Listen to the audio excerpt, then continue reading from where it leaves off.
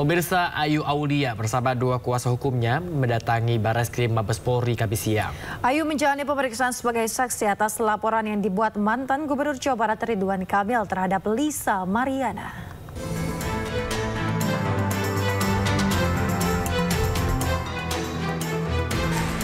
Ayu Aulia bersama dua kuasa hukumnya Doni Manurung dan Hendrian Saksono mendatangi Barreskrim Mabes Polri Kamis siang.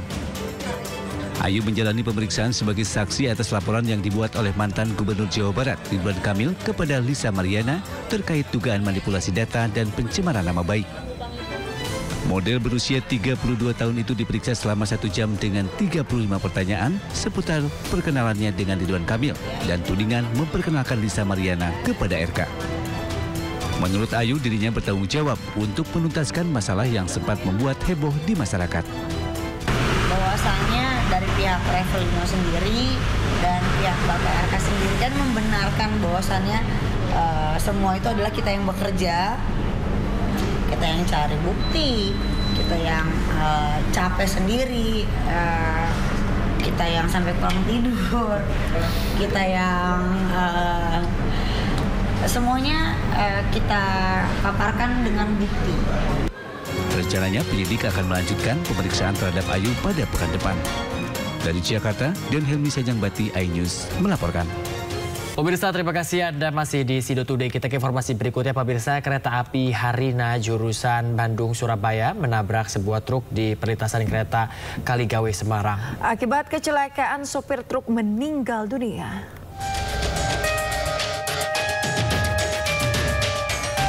Detik-detik kereta api Kaligawe, Semarang menabrak truk bermuatan kedelai di perlintasan kereta api terekam kamera pengawas milik warga Kamis pagi. Truk tetap melintas meski tanda peringatan sudah menyala dan palang rel menutup. Insiden terjadi saat kereta api Harina melayani rute Bandung-Surabaya melaju dari arah stasiun Semarang-Tawang menuju Surabaya. Saat peringatan kereta hendak melintas, sopir truk nekat melewati palang perlintasan kereta api dan melintasi rel kereta. Nahas, kereta melaju dan menabrak badan truk. Akibat kecelakaan tersebut, lokomotif kereta bagian depan rusak, sedangkan kabin dan bagian samping truk ringsek. Sopir M. Akbar, warga Sukabumi, meninggal dunia. Sementara 2 orang penumpang yang berada di dalam kabin truk selamat, meski 1 luka parah.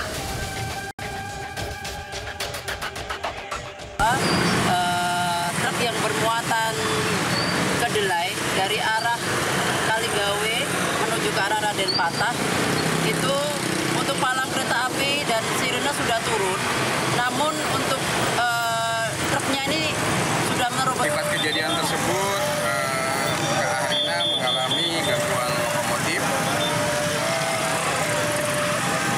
sehingga mengalami keterlambatan cukup banyak ya. Jadi alhamdulillah tadi pagi pukul 7.05 kereta. Truk yang ringsek berhasil dievakuasi petugas 5 jam setelah kejadian. Sementara kecelakaan membuat arus lalu lintas di Jalan Kaligawe, Semarang macet parah. Di Semarang, Jawa Tengah, Doni Marendra, iNews melaporkan. Dugaan pungutan liar alias pungli mencuat dalam kerusuhan di Lapas Narkotika Muara Belitung, Sumatera Selatan. Ya, namun dugaan pungli dibantah pihak lapas, pemirsa.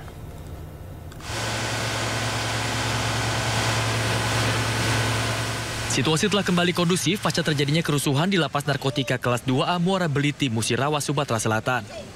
Pasca kerusuhan, beberapa warga binaan yang ditemui awak media mengaku jika kericuhan disebabkan kesalnya warga binaan dengan seringkalinya razia di dalam lapas. Warga binaan pun mengaku kerap kali mengalami pungli.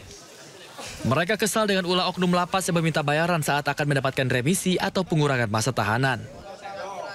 Pungli. Banyak pungli sini, Pak. Punglinya kayak macam apa itu?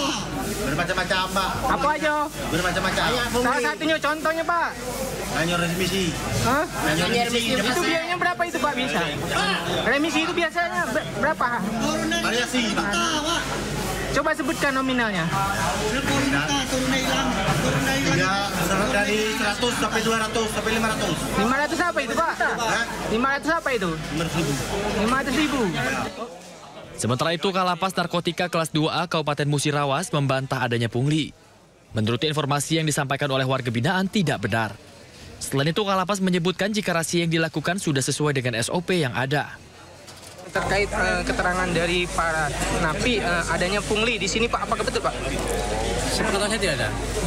Boleh dijelasin Pak lebih panjang Pak? Kami bekerja sesuai SOP, kami melayani mereka pembinaan sesuai SOP. Nah, jadi kami sudah memberikan pelayanan pada mereka. Mengenai rahasia SOP kami kami harus melakukan razia. Karena apa? Untuk mensterilkan, terutama handphone, mensterilkan agar tidak terjadinya pengendali narkoba atau melakukan penipuan di sana sini di luar. Saat ini Polres Musirawas sudah melakukan olah TKP untuk mencari napi yang menjadi provokator dalam kericuhan tersebut. Dari Musirawas, Sumatera Selatan, Sudirman, Ayus melaporkan. Pemirsa, korban tewas keracunan alkohol di dalam lapas kelas 2A Bukit Tinggi, Sumatera Barat bertambah menjadi 4 orang. Ya, keluarga korban berencana melaporkan insiden ini ke polisi, menuntut pihak lapas bertanggung jawab.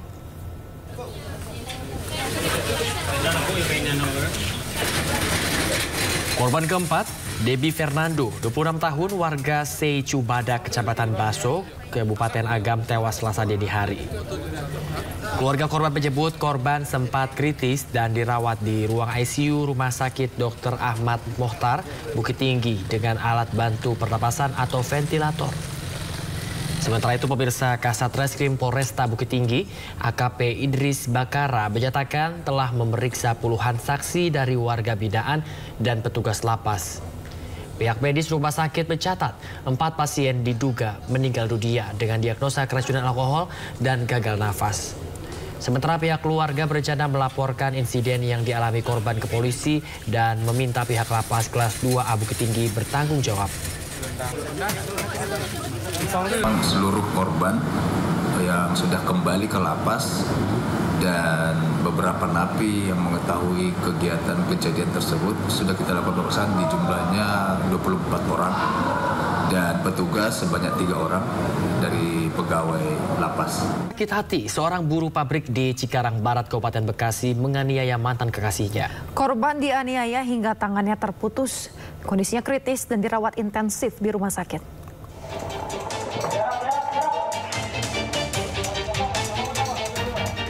Pelaku penganiaya Siti Rohani, buruh pabrik asal Cikarang Barat, Kabupaten Bekasi, Jawa Barat, diringkus polisi.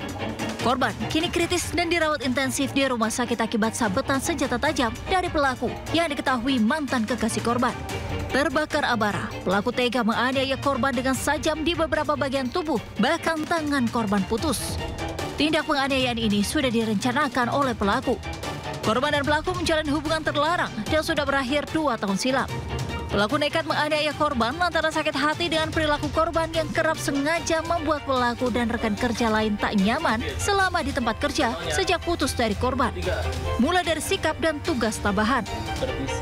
Dulu sempat ada hubungan asmara antara korban dengan pelaku, namun sudah selesai.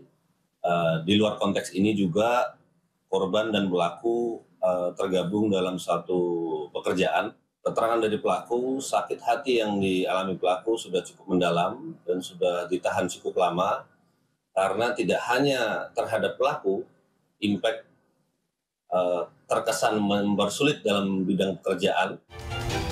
Pelaku ditetapkan sebagai tersangka dan ditahan Polda Metro Jaya serta terancam hukuman tentang penganiayaan berat dengan ancaman pidana penjara 15 tahun. Dari Jakarta, Helmi Sajambati, Ayus melaporkan.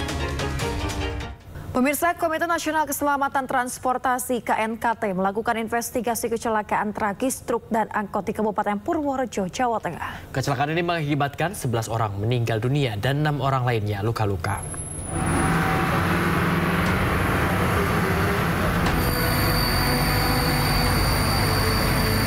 Truk dam bermuatan pasir melaju dari arah Magelang menuju Purworejo diduga mengalami remblong saat melewati jalan menurun di wilayah Sorogenet. Truk kehilangan kendali, menabrak angkot berisi rombongan guru dan akhirnya menghantam sebuah rumah warga.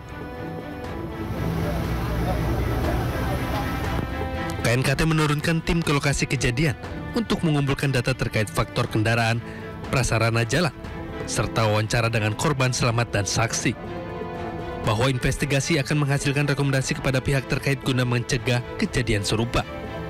Setelah ke Jakarta kita analisa penyebabnya apa gitu kan. Mungkin nanti bisa kita berikan rekomendasi ke ya mungkin ke PU, bisa juga ke Bisub ininya termasuk ke kepolisian untuk penanganan kasus ini.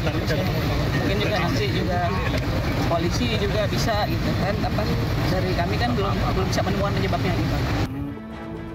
KNKT mencatat bahwa 84% kecelakaan transportasi disebabkan oleh kegagalan sistem pengereman dan kelelahan pengemudi.